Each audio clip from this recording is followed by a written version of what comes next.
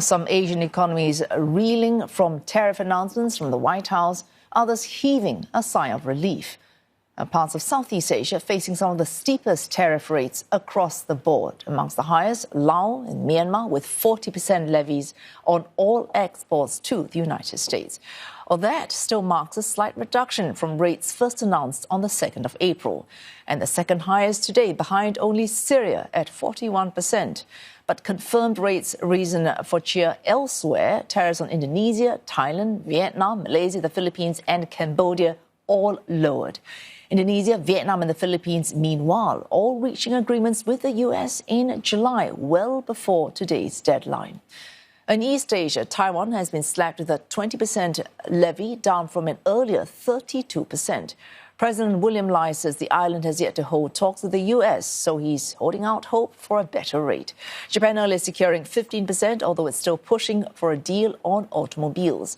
South Korea managing to get 15% as well, but now it's tackling a steep 50% tariff on copper.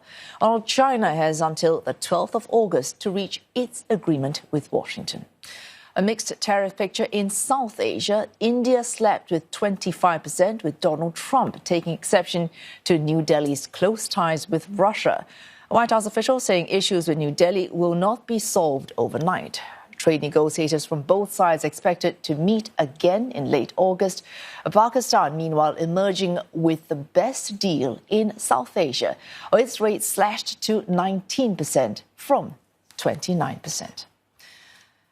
And for more on this tariff story, we have James Crabtree. He's Distinguished Visiting Fellow from the European Council on Foreign Relations. And he joins us live from London. Thank you, Mr. Crabtree. Now, the 70 we mentioned earlier, at least 70 countries. In fact, it's 70, including 69. One of that is the EU, so it's about 92 countries. If we look at 92 countries, 26 got rates above 15%. Of that 26, 9 are from Southeast Asia. How committed really is Washington, given that it repeatedly says it is committed to the centrality of ASEAN, if it can do this on tariff rates? I mean, I think what you've seen here is a structural problem, which is these export-intensive economies in Southeast Asia get hit very hard because they sell a lot of goods to the United States and they don't buy as much in return. That is why you see such high rates in Laos and Myanmar.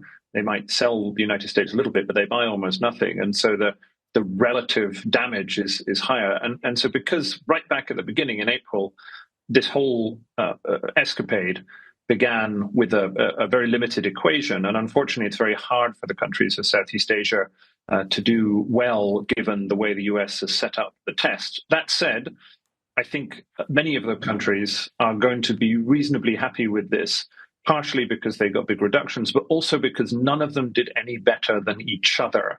And in the end, what matters here is the domestic political optics in the short term. So if you're Thailand, really what you care about is, did you get a rate that was not worse than Vietnam or Malaysia? And so the fact that a bunch of the main Southeast Asian countries got rates that are basically the same, I think will be a relief in capitals around the region. So given that Southeast Asia has traditionally kept its options open, let's put it this way, between Washington and Beijing, this latest move on tariffs, is that likely to be changing minds beyond the economy in governments in Southeast Asia? Yes, I think it probably is. I mean, I think the United States is unfortunately proving itself not to be a very helpful or reliable partner.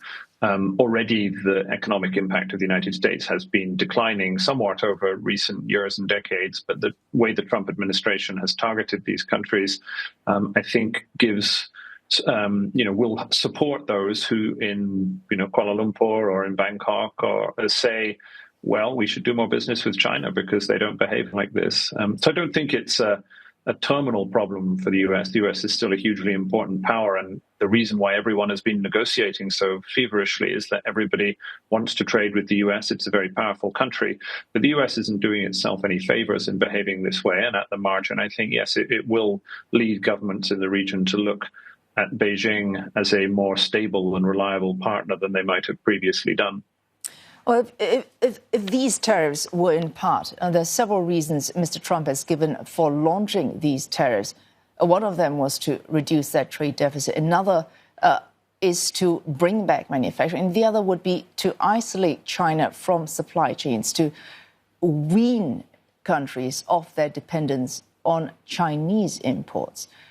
And we're seeing that in this threatened steeper transshipment rate if countries are found to be guilty of selling on essentially imports from China, from their countries into the United States.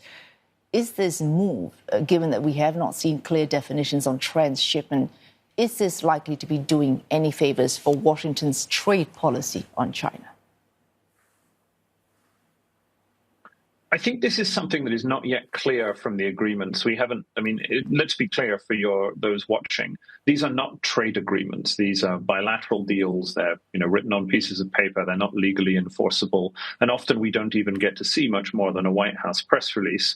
But within many of these deals, we think that the United States has asked the countries involved to cut down on the amount of goods that they use in China, not simply in strategic goods like semiconductors that are sold to the United States, but on everything, on toys and garden furniture and all the rest. So if indeed it turns out that the US has asked for this and these countries have agreed to it, then that will be a problem for them because Beijing will be very unhappy.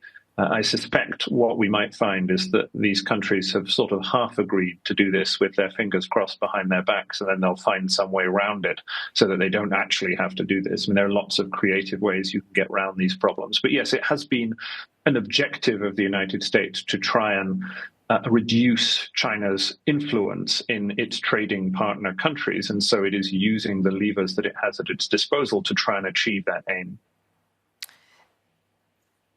But I think Mr. Trump has already made it clear that all these deals, they are, as you say, subject to monitoring. Should he find any country in violation of the terms that he has set out in these deals, he can crank up tariffs again. So today is not a deadline. Today, there's absolutely no certainty either.